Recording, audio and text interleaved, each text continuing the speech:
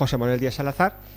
Él es licenciado en Derecho y especializado en Derecho Cooperativo por la Universidad Politécnica de Madrid. Fue alcalde de Daimiel y consejero de Industria y Sociedad de la Información de la Junta de Comunidades de Castilla-La Mancha, en ambas ocasiones por el Partido Socialista Obrero Español. Su trayectoria política y servicio a la comunidad han sido reconocidos con galardones como la Medalla de Honor Ciudad de Daimiel por su importancia para la historia reciente de esta localidad. José Manuel es un referente por la implementación de políticas relacionadas con la protección de humedales como la Estrada de Daimiel, y quizás sea la Quimera del Agua el proyecto más conocido en este sentido, que desembocó en un libro que, a pesar de los años transcurridos, sigue siendo un referente, y más en una mesa redonda, como digo, como la que se va a celebrar a continuación, que se va a preguntar, pues, entre otras cuestiones, sobre qué hacer. Entonces, bueno, pues siguiendo esta línea de ver experiencias, pues creo que es una buena idea que José Manuel, pues, nos cuente un poco su experiencia, valga la redundancia, en su labor como político. Así que...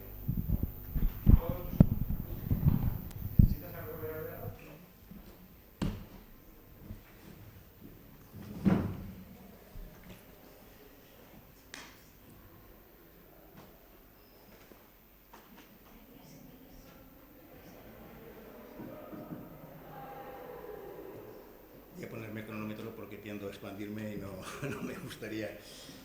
Bueno, pues... en primer lugar, muchísimas gracias a Alianza del Clima por acordarse de esta experiencia concreta en mi municipio, y muy en particular muchas gracias a Dulce Alonso, que es la que me ha servido de enlace para coordinar mi intervención. Bueno, yo creo que es imprescindible, para poder contextualizar la aportación que la Quimera del Agua, lo que significa la Quimera del Agua, hace al debate que hoy nos trae,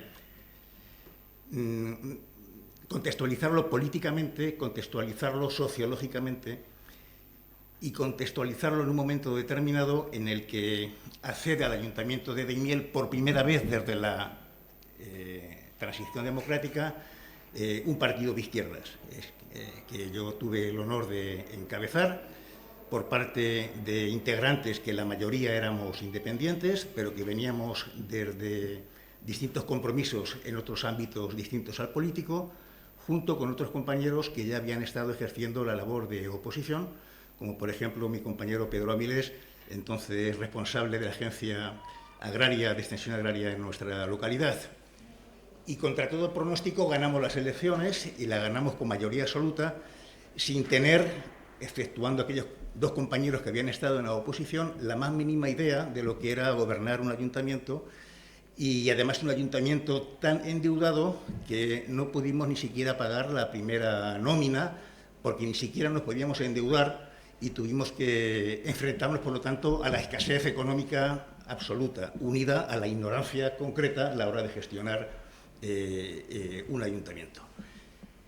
Durante la campaña electoral habíamos hecho una campaña muy cercana a la ciudadanía, muy de calle a calle, bajo un concepto que todos teníamos claro, y es que los vecinos tenían que contar y no solamente ser contados. Y habitualmente, todavía en estos tiempos, a los ciudadanos se les cuenta cuando se abren las urnas, pero desgraciadamente pocas veces se cuenta con ellos. Y en el transcurso de esa campaña electoral hicimos encuestas, hicimos sondeos, y las 5 primeras preocupaciones de nuestros ciudadanos, en un contexto de gran sequía, donde las tablas estaban pasando su peor momento, donde el río Azuer dejaba de ser incluso estacional, donde los ojos del Guadiana hacía tiempo que no manaban, ante ese desastre medioambiental, cuando preguntábamos a los vecinos cuáles eran sus preocupaciones, el número 1 era el paro, el segundo lugar eran las drogas. Acordaros que en aquella época buena parte de la generación joven de nuestros pueblos y ciudades, pero mi pueblo no fue una excepción, ni mucho menos, la drogadicción y el SIDA eran un problema importante. En tercer lugar era el alcoholismo, el cuarto la vivienda, y solamente el quinto lugar era el medio ambiente. Entonces, el primer factor limitante ni siquiera era el agua para el desarrollo. El primer factor limitante era la falta de conocimiento, la falta de convicción, la falta de implicación de los ciudadanos del territorio ante el problema que nosotros considerábamos mayúsculo. Con esos dos factores limitantes, unido al nuestro, que no sabíamos muy bien por dónde meter mano al asunto, nos dedicamos enseguida a ver, alguien lo ha dicho anteriormente, casos de éxito. Y los principales casos de éxitos del municipalismo activo y participativo estaban en Cataluña, estaban fundamentalmente en el Bajo Llobregat y participamos en jornadas parecidas a estas de desarrollo local, de municipalismo participativo en Cataluña, y nos trajimos un modelo de agencia de desarrollo local que debería de ser un poco el instrumento para poner en marcha otras iniciativas de gestión. Y buscando a quién podíamos encomendar la redacción de ese plan de desarrollo que ya llamábamos sostenible, que debería de tener una filosofía participativa, nos encontramos con dos figuras claves que son los autores de este libro, porque fueron los que coordinaron este estudio que finalmente se publica bajo el título de La Quimera del Agua, presente y futuro de Daimiel y la Mancha Occidental.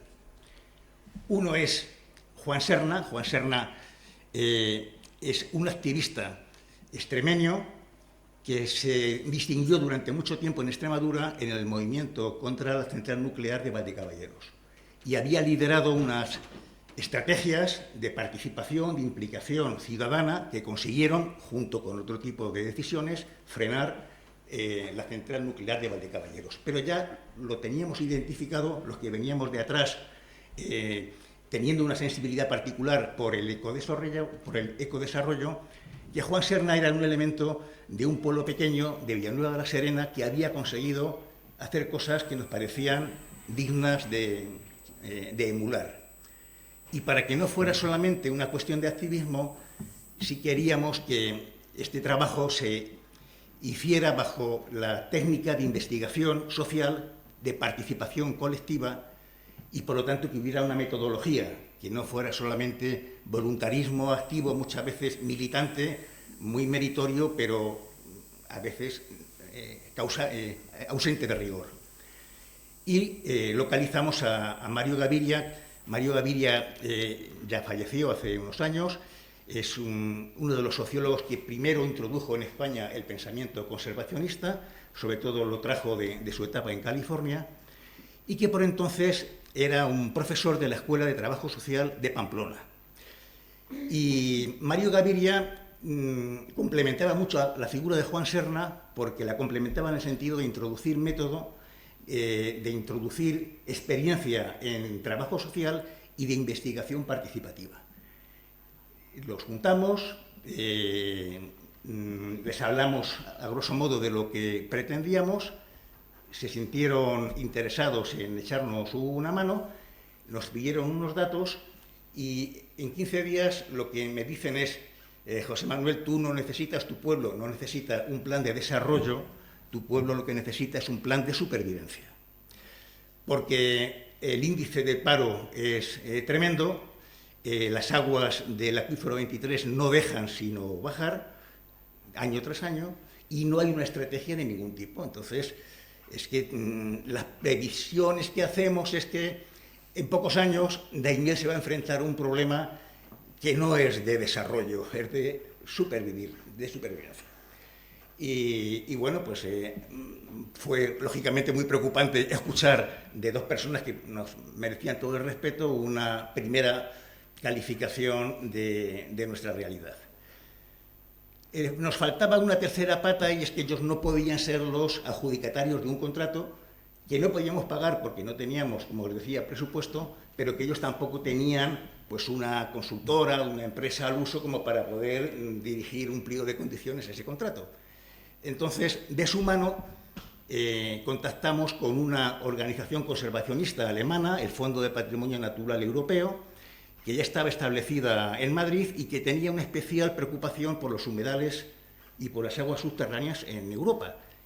Y hablamos con ellos y nos dieron financiación y además se comprometieron a implicarse en la coordinación técnica de la ejecución del proyecto bajo la supervisión más personal de Juan y de Mario.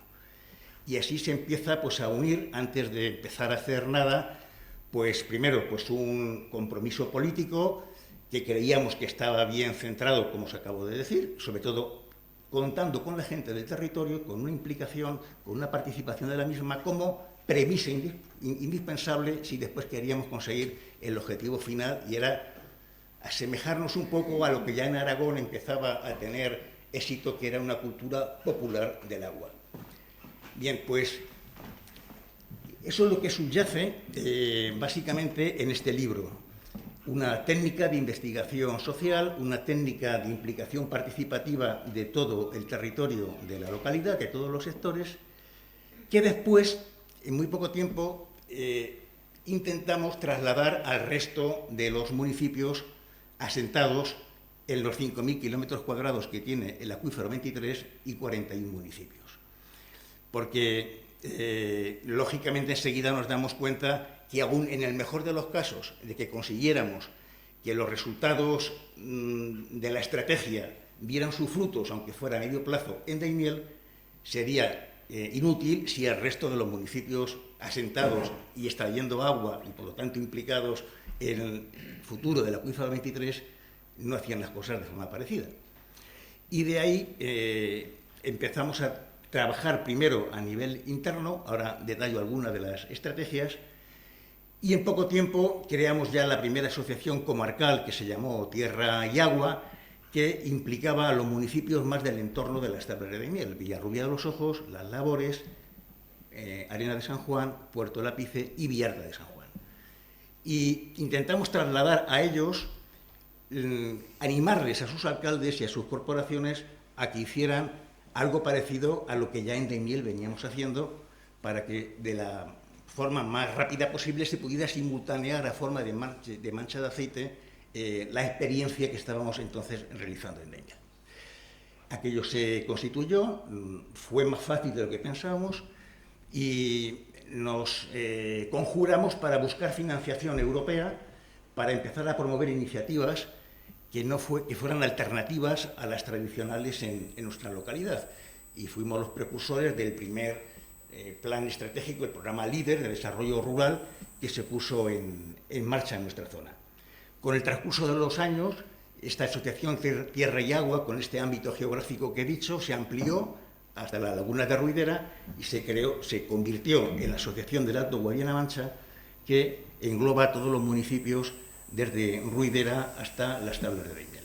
Que esta continúa activa y ya debe estar por el tercer programa de desarrollo rural, que ha conseguido atraer a nuestra zona importantes cantidades de dinero que han conseguido financiar alternativas de desarrollo local, generalmente pues, en pequeños emprendedores. Ese es un poco el resumen global que os quería comentar. Y cuando este libro cuando el informe se nos entrega, lo que no queríamos es que fuera un informe al uso, sino que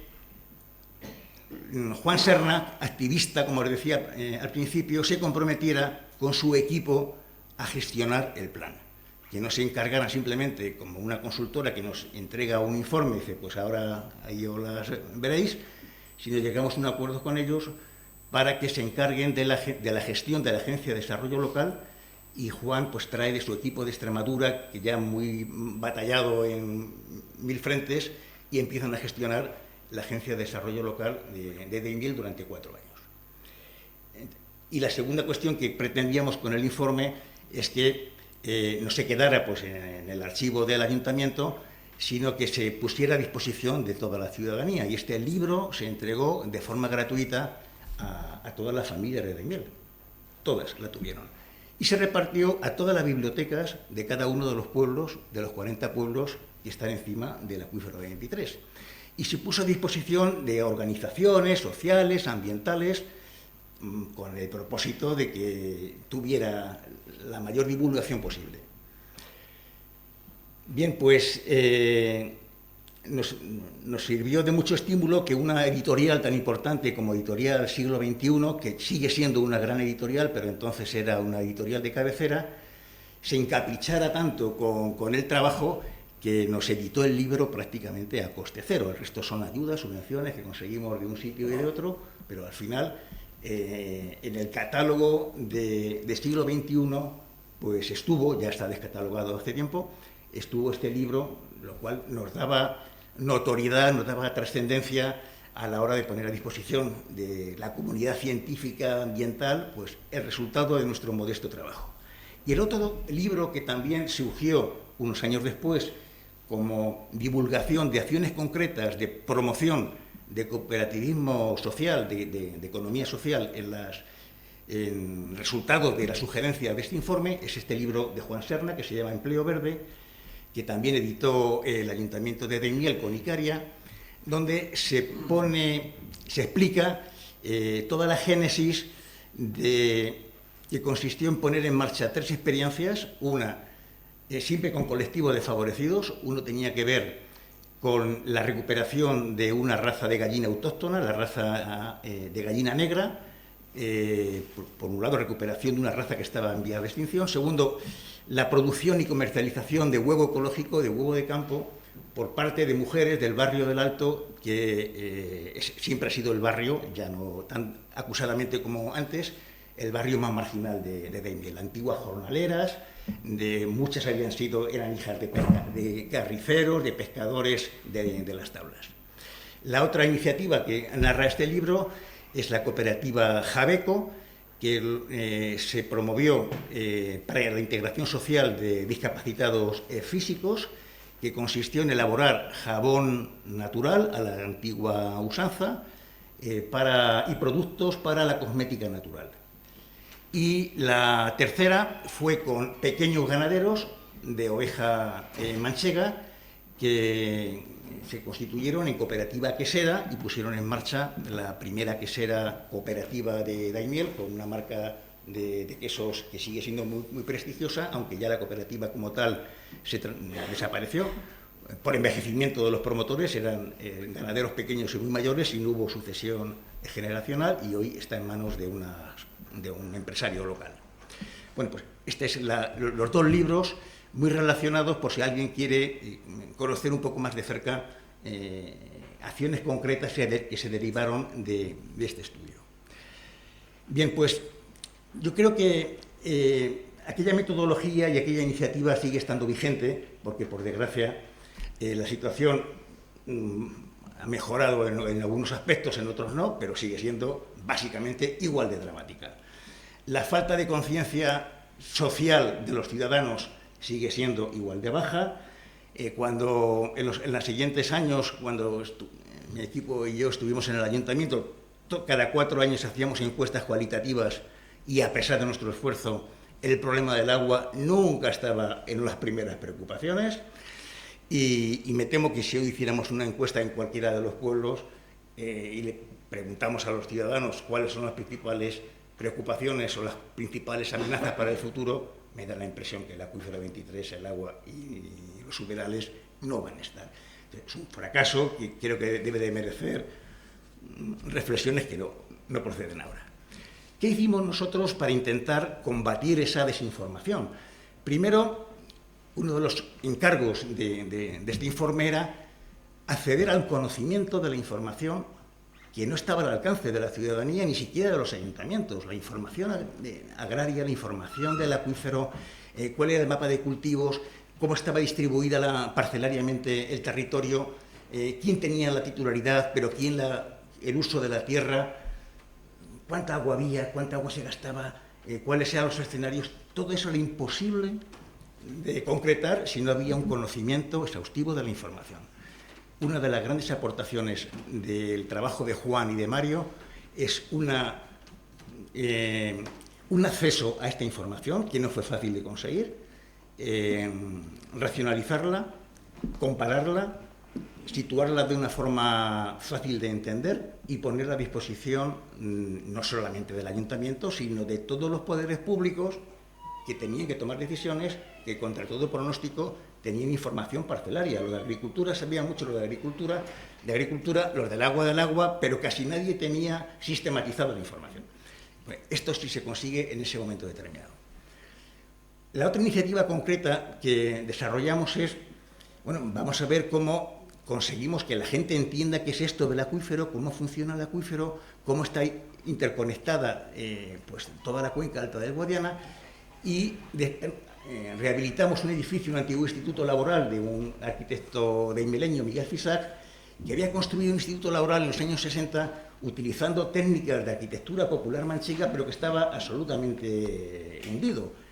Lo rehabilitamos y lo convertimos en el Centro de Estudios y de Interpretación del Agua y la Mancha Húmeda.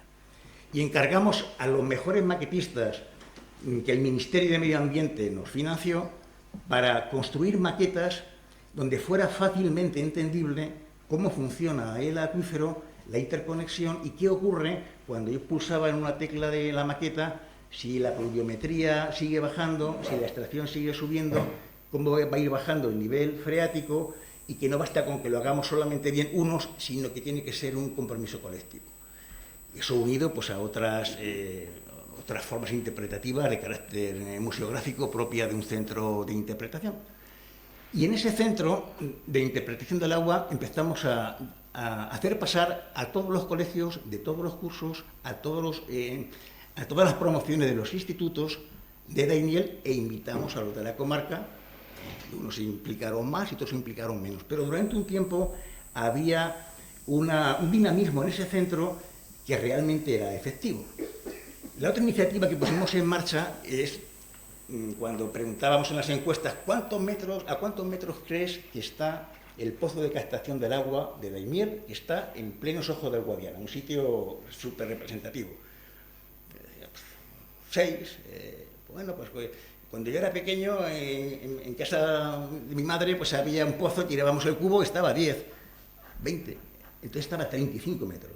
Entonces, la idea consistía en poner en todos los ayuntamientos, en la fachada del ayuntamiento, una especie de piezómetro, como un termómetro de iluminado, y bueno, pues todos los meses se iluminaba el termómetro en función de la lectura del pozo de captación de cada ayuntamiento. Y que fuera algo así chulo, representativo, así como luminoso, para que fuera más fácil de entender, como otra forma también de que la gente supiera, oye, pues es que es verdad que va bajando, que va subiendo. Y bueno, aquello no salió, pero sí pusimos algo más pedestre, pero efectivo también, que era una gráfica que teníamos siempre en el ayuntamiento, una gráfica, el nivel del pozo de captación mes a mes, y comparativa respecto al año anterior. Bueno, ese tipo de cosas junto a otras, sobre todo las que tenían que ver con la dinamización social. Reuniones de grupo durante un año con todos los grupos sociales, incluidos los más beligerantes contra la iniciativa, que eran los grupos regantes. Aquí hago un paréntesis porque es curioso. Daimiel siempre ha sido un pueblo muy combativo, no ha sido un pueblo negligente. Aquí tengo a Gabriel Negrete, histórico sindicalista de Daimiel, compañero en muchas batallas, y él lo sabe. En Daimiel ha habido mucha actividad sindical y mucho movimiento obrero de protesta en favor de convenios colectivos del campo, convenios colectivos de la construcción, convenios colectivos del textil, huelgas de vendimia. Ha sido un pueblo reivindicativo, mucho. Mítica, ¿verdad? Y bueno, pues en cambio, sobre el agua, nada. ¿Cómo era posible que un pueblo con esta tradición reivindicativa no se hubiera constituido nunca una sola asociación reivindicando el tema del uso racional y el uso público del agua? Y en contra, o a cambio, el grupo de presión más importante era el grupo remolachero, cuando en Daimiel se cultivaban muchas hectáreas de remolacha, impensable ahora, y los regantes. Cada asamblea de la comunidad de regantes conseguía reunir 1000 usuarios. Y nosotros íbamos e interveníamos, ¿verdad, Pedro? Salíamos no muy bien parados a veces, pero se escuchaban las frases más brutales, pero al mismo tiempo más explicativas de cuál era el sentir más arraigado en la población. Frases como: a regar mientras haya agua y cuando no el borrico a la sombra. Y que quería decir que el cortoplacismo era más inmediato, no puede ser, ¿no? Y cuando le hablábamos de, oye, los hijos, oye, tus hijos, que tu padre te dejó la tierra, te dejó el pozo, tú lo estás, pero tu hijo no lo va a tener. La respuesta es, ni mis hijos, ni casi ninguno de los hijos de los que están aquí se van a dedicar al campo, y por lo tanto me da igual. Y otro añadía, pero si es que además tus hijos tampoco van a vivir en Daimiel, porque es que es verdad que la mayor parte de la gente joven que tuviera posibilidades económicas o de atrevimiento, su futuro no lo proyectaba en Daimiel, que era el otro factor limitante grave que siempre ha tenido toda la Mancha, en menor medida, pero lo sigue teniendo. Entonces, esa estrategia de decir, hace un uso sostenible, pues para que haya legado, como tú lo tuviste de tu padre, porque la inmigración, en aquellos tiempos, aunque fuera inmigración diaria de los 1.500 albañiles que salían de Daimiel a trabajar a Madrid, solo de Daimiel. Hicimos las encuestas y sacamos este dato porque el equipo de Mario Gaviria, que fueron 40 alumnos de último curso de carrera, 25 alumnos, no, al revés, 20 alumnos del último curso de carrera, preparando lo que ahora es el trabajo fin de grado, pero otros 15 ya posgrados. Un equipo que trajo Mario Gaviria durante 4 meses a Daimiel para hacer ese trabajo cualitativo de campo. Entonces lo que hacíamos era situarlos en la salida, en las horas laborales, 5 de la mañana cuando se iban los autobuses o furgonetas. ¿Dónde vas? ¿Cuánto vais? ¿Dónde vas? ¿Cuánto vais? Pum, pum, pum. Tú a Madrid, tú a Ciudad Real. Los que iban a Madrid, todos a la construcción. Y los que venían a Ciudad Real, pues a distintos trabajos. Entonces, solo en la construcción, 1.500. Que la mayoría volvía, iba y volvía.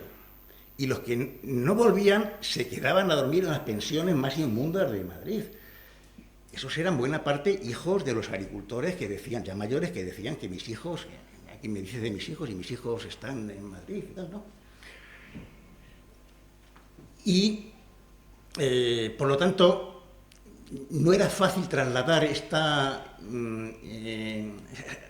hacer comprensible este aspecto, ¿no?, de la sostenibilidad, de garantizar un futuro para los hijos, porque la mayor parte de la gente, como digo, más capaz y que tenía posibilidades, se marchaba, algunos iban y venían, pero muchos otros se marchaban para siempre.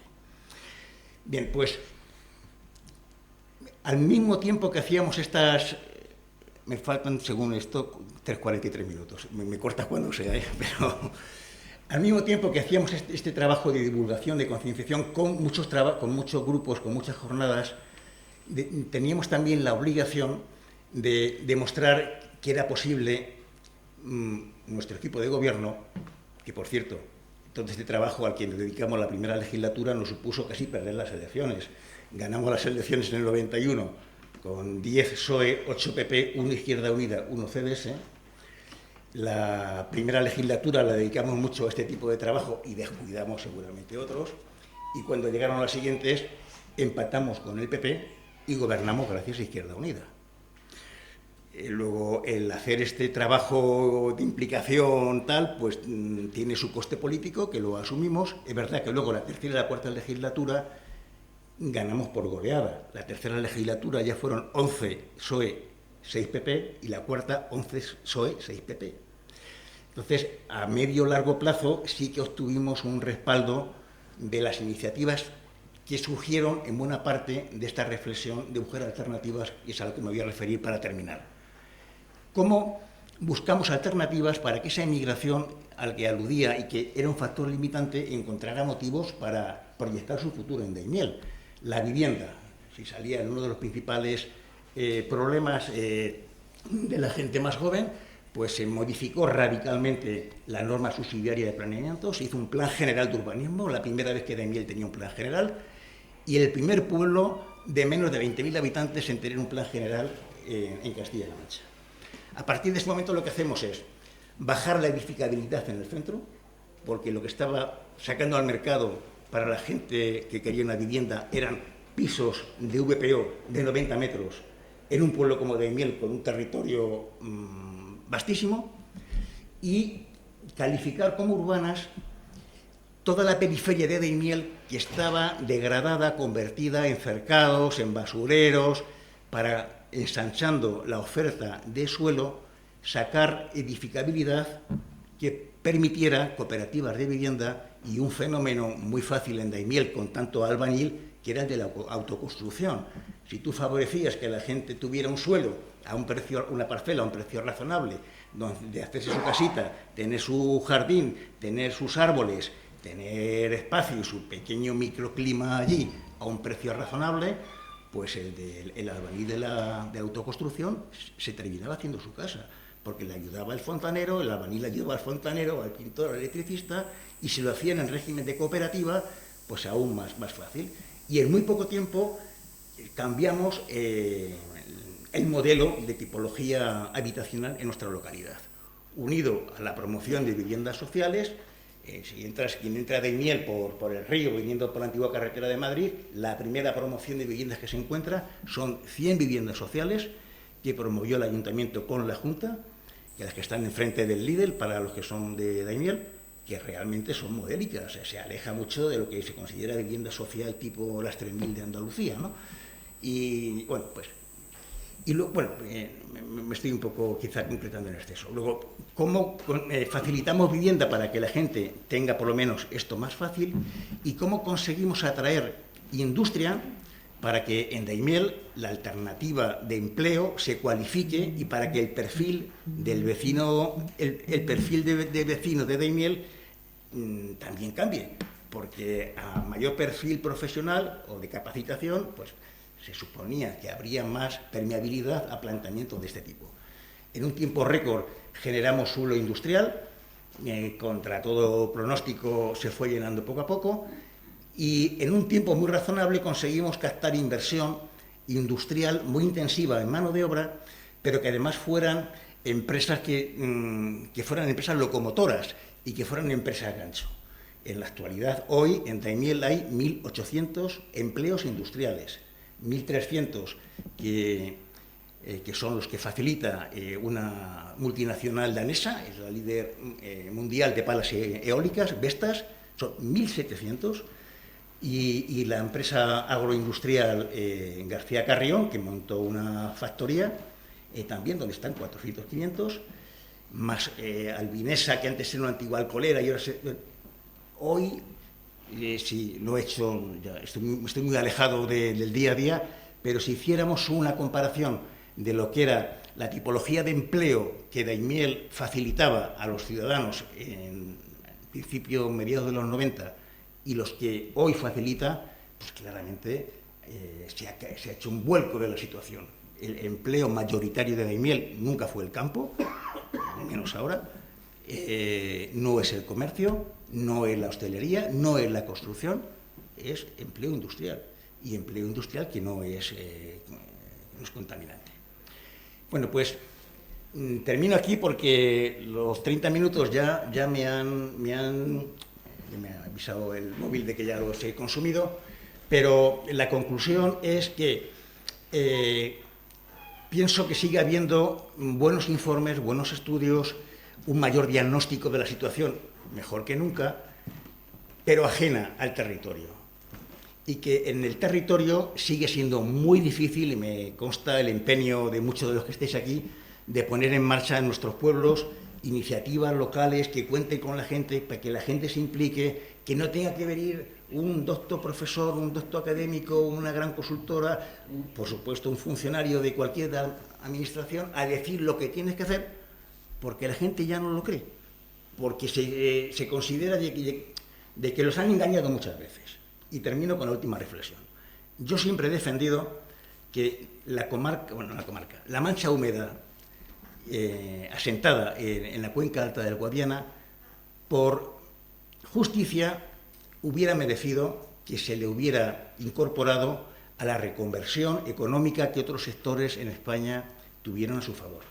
Se reconvirtió la minería de carbón, se reconvirtió buena parte de la pesca, se reconvirtió otros sectores, pero nuestros pueblos no son culpables de que en un momento determinado, desde los ministerios, se acordara de secar el Guadiana, encauzar el Guadiana, introducir técnicas y favorecer, subvencionar técnicas de extracción del agua, como las bombas que venían de la minería, una apuesta desmedida por el regadío, yo creo que nuestros paisanos han sido muy diligentes y muy cumplidores a la hora de hacer lo que la Administración le ha dicho. Pero una mala orientación, estoy seguro que fue bien intencionada, nos ha traído a que el coste del desarrollo de la mancha húmeda, que es verdad que existe, y hoy tenemos el mejor nivel de calidad de vida en cualquiera de nuestros pueblos de nuestra historia, pero el coste ha sido excesivo.